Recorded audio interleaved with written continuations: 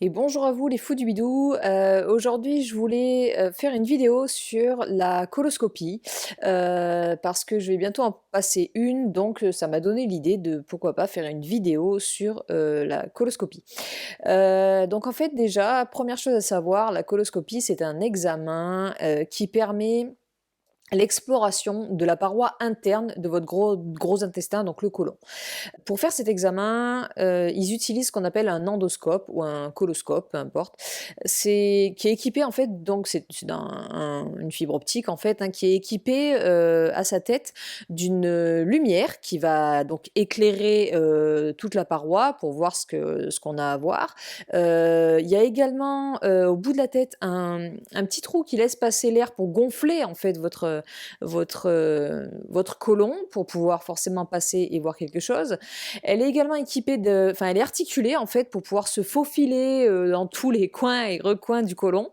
Et elle possède également un petit trou en fait par lequel peut être télescopé quelques petits outils, notamment un espèce de petit lasso coupant en fait pour enlever notamment par exemple quand ils voient des polypes au cours de l'examen, ils peuvent en fait avec cette espèce de petit lasso venir le crocheter en fait et le fait de le crocheter ça coupe le sang et en fait le polype finit par tomber. Enfin bref, ça c'est autre chose. Mais en gros voilà, ils font ça, cet examen avec cet appareil-là. Et oui aussi, cet embout est équipé d'une caméra pour forcément qui projette une image sur un monitoring en fait, sur un moniteur, un écran pour que le gastro-entérologue, en fait, tout simplement, voit visuellement l'état de votre côlon.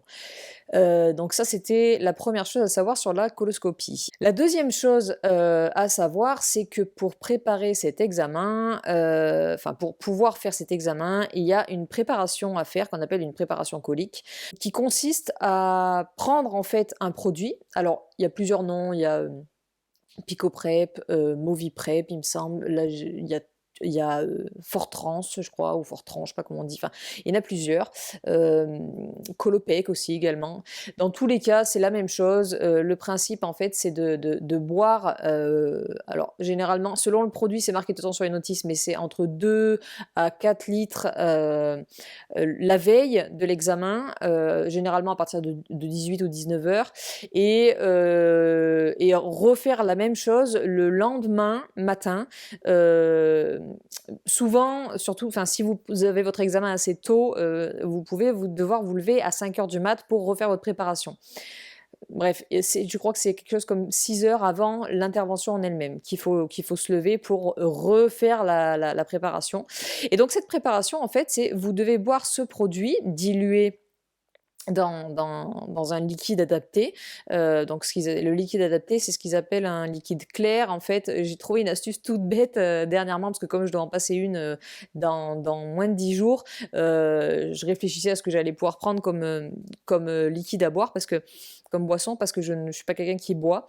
Donc j'ai trouvé une petite astuce toute bête sur internet en fait. C'est ce qu'ils appellent liquide clair. C'est en fait, vous remplissez un verre classique, un verre de cantine, du fameux liquide, et si en le posant sur un texte, que ce soit un texte de journal, de magazine ou ce que vous voulez, si en le posant sur le texte, vous arrivez à lire convenablement, sans que les lettres soient ni déformées ni troubles, c'est que vous pouvez utiliser ces boissons pour faire votre préparation.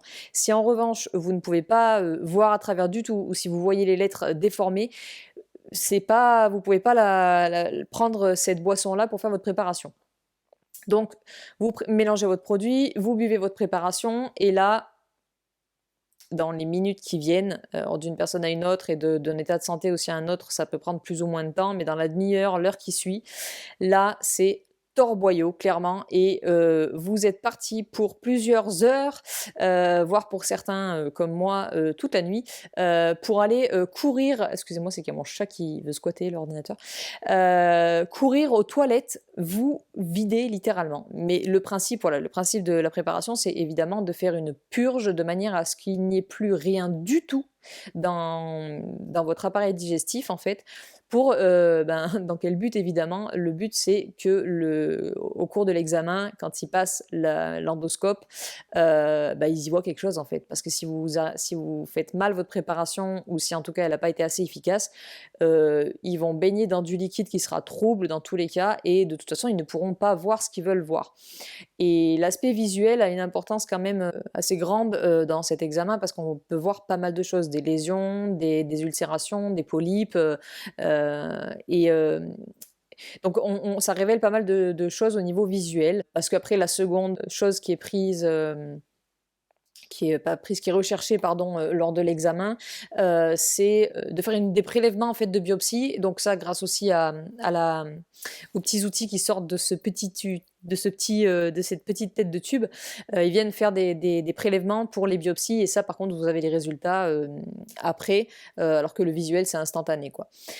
Donc ça, c'était pour la partie préparation. J'ai oublié une information très importante, mais vraiment très importante.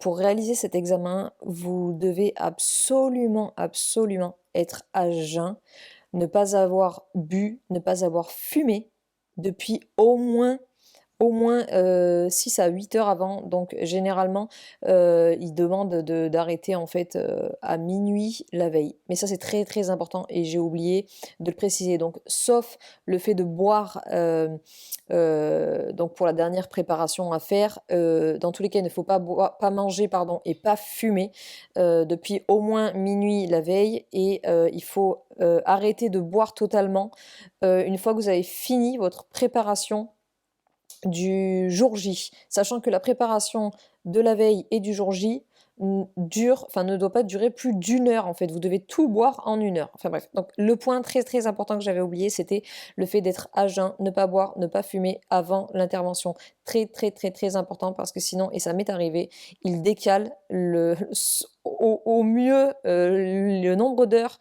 que vous allez attendre. Tout simplement parce que notamment le fait de fumer peut entraîner des complications, mais le fait de manger aussi, enfin bref, vous vous en doutez bien. Donc au mieux c'est ça, au pire, vous avez une nouvelle date et vous devez vous retaper la préparation, donc très, très, très important. Et après en fait, quand vous arrivez, sur le lieu de l'intervention, on vous fait alors faut que je de mémoire, oui c'est ça. On vous fait, déshabiller en fait tout simplement, être, totalement déshabillé, en blouse. Ah oui si, point important, au préalable, vous auriez eu un rendez-vous, vous aurez eu un rendez-vous avec un médecin anesthésiste parce que ça se fait quand même sous anesthésie générale. Alors c'est pas aussi fort que quand on a une opération, une grosse opération avec une laparotomie par exemple, des choses comme ça, mais c'est quand même sous anesthésie générale. En tout cas en France, et sauf contre-indication ou vraiment demande express de votre part, c'est fait sous anesthésie générale. Donc vous aurez eu environ une semaine avant, mais ça peut aller jusqu'à 3 semaines avant, parce que par exemple moi je l'ai déjà eu il y a une semaine et ça fera 3 semaines quand j'aurai mon examen. Donc un rendez-vous avec l'anesthésiste pour votre examen.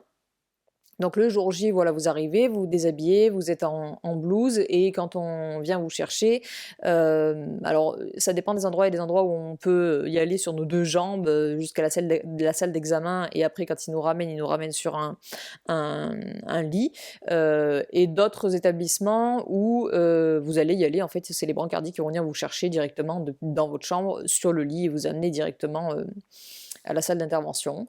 Là, on vous endort. Alors, normalement, c'est avec un cathéter et donc il passe le produit et moi je sais que j'avais un masque en fait, mais je pense que c'est plus pour en gros aider à oxygéner, parce que c'est pas par ça qu'ils m'ont endormi, c'est quand ils m'ont passé le produit dans le cathéter. Donc voilà, il y a le cathéter, etc. Et on vous fait mettre sur le côté gauche pour faire l'examen, voilà, sur le côté gauche en PLS et on vous endort. Et après, l'examen dure environ une demi-heure, sauf problème évidemment, mais l'examen dure environ une demi-heure. Et une fois que l'examen est terminé, le réveil est presque instantané et après vous partez en salle de surveillance en fait tout simplement et là on prend vos constantes etc, on surveille que tout va bien, que vous vous supportez bien, le réveil, et tout ça et après on vous remonte, en chambre et normalement votre gastro-entérologue ou en tout cas quelqu'un de l'équipe qui était présent, enfin un médecin dans tous les cas, mais normalement c'est votre gastro-entérologue, vient vous voir et vous donner déjà un premier un premier résultat en fait sur au moins tout ce qui est visuel, savoir s'ils ont vu quelque chose de particulier ou pas, et vous explique la suite des choses, si vous avez d'autres examens complémentaires à faire, parce que des fois la coloscopie seule peut ne pas suffire et donc ils vous feront faire d'autres examens. Soit il vous dira simplement bah, d'ici 4-5 jours, une semaine, vous allez recevoir, on recevra les résultats de la biopsie et à partir de là, eh ben, soit on mettra les traitements en place si problème il y a, ou un suivi médical ou des examens complémentaires comme je viens de le dire, soit ben, tout est OK, tout va bien et c'est parfait. Donc c'est pas si terrible que ça en fait. Et puis au réveil on sent rien, mais alors rien, hein. C'est à part qu'on est un peu dans le gaz à cause de l'anesthésie, c'est comme si c'était absolument rien passé. Sauf évidemment que à cause de la préparation, c'est quand même assez agressif. Le côlon et forcément aussi ben, l'anus sont très irrités bien à vif. Donc, selon les gens, on le sent plus ou moins passer, entre guillemets. Et du coup, ben, après, forcément, le lendemain, il y a aussi un peu ça, mais ça passe très vite. Et puis, je crois en fait que j'ai fait le tour de ce qu'il y avait à dire sur la coloscopie, en fait. Il y a rien de dramatique. Moi, j'ai beaucoup de mal avec la préparation parce que c'est extrêmement douloureux pour moi. Autant le fait d'aller à la selle que les quantités à boire. Mais ça, c'est propre à moi parce que je ne bois jamais, donc ça ne m'aide pas du tout. Et s'il y a une chose que j'ai oubliée, c'est parmi ce qu'il y a à faire pour préparer la coloscopie. Il y a quelque chose d'assez important à prendre en compte parce que si jamais vous réussissez pas bien votre préparation et qu'ils peuvent rien voir, vous pouvez être bon pour refaire encore une coloscopie. Et donc dans cette préparation, il y a aussi un régime alimentaire particulier à avoir les jours qui précèdent l'examen. Un régime sans résidus. Mais de toute façon, quand vous allez recevoir votre convocation, vous allez avoir toute une liste ou alors c'est votre médecin anesthésiste qui vous la donnera, mais il y aura toute une liste des aliments autorisés ou non. Et selon les établissements, là encore, il y a des petites variantes. Ça peut être 3 jours avant, comme ça peut commencer 5 jours avant. Mais il y a un régime alimentaire à adapter pour éviter en fait que le côlon se remplisse de sel trop moulé et que pour le coup la préparation devienne trop compliquée ou pas assez efficace pour pouvoir faire cet examen. Si jamais vous avez des questions, n'hésitez pas. Je suis pas un médecin, je suis pas dans le corps médical, je suis pas une pro, mais ça va être ma 4e coloscopie, donc il y a peut-être des choses que j'ai oubliées ou des choses qui n'ont pas été claires ou d'autres choses qui vous intéresseraient un peu plus. Donc n'hésitez pas à mettre des commentaires en fait si vous avez des questions. Je vais essayer de tenir un rythme assez régulier pour ce qui est des vidéos parce que je suis dans le parcours en vue d'une stomie, mais pour l'instant je sais pas vraiment, enfin j'ai pas vraiment confirmation du type de stomie, etc. Et donc dans les mois à venir, je vais avoir dans les semaines j'espère, mais au max dans les mois à venir, je vais avoir des examens et des rendez-vous, pardon, et je l'espère, cette opération. Donc je vais essayer de tenir un peu le rythme au niveau des vidéos. Et je vais parler un peu de tout ça. Donc pour ceux qui voudraient me suivre ou en savoir un peu plus sur certaines choses de cet ordre-là, qui finalement peuvent toucher aussi d'autres personnes que juste les personnes qui ont des colites collagènes, des colites microscopiques comme c'est mon cas.